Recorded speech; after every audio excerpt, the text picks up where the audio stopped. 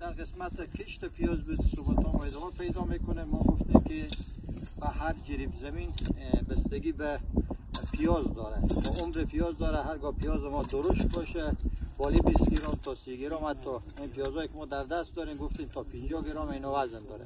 در این صورت ما 1000 تا 1200 کیلو احتمال میره که ما در هر جریب تخم رز داشته باشیم. حالا پایین ترین مقداری که ما میتونیم کشت بکنیم 800 کیلو و بلندترین مقداری که ما میتونیم به این رقم که ما به شکل دانه اتری میتونه تا 1200 کیلو هم باشه. البته پیازای درشت. خب این پیازایی که امروز ما در دست داریم، این پیاز بسیار درشته.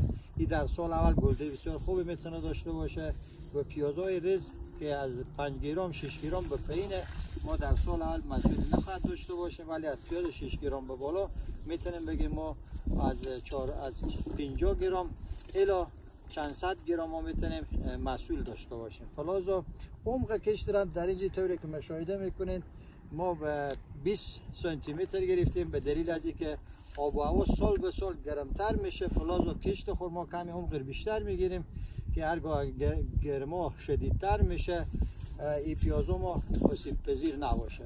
خود کیمیایی ما در هر جریب میکنیم کیسه یا دقیقا بگم 75 کیلو ما کود سیاه و سفید استفاده کنیم. خیلی سلامت باشید.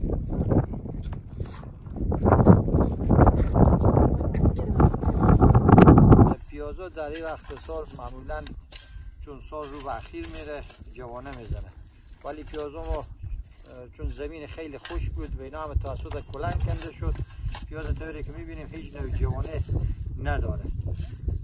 این نافک هم گاهی وقتا میزنن به دلیل از این نافک زده میشه که زودتر رطوبت میگیره و مواد غذایی جذب میکنه.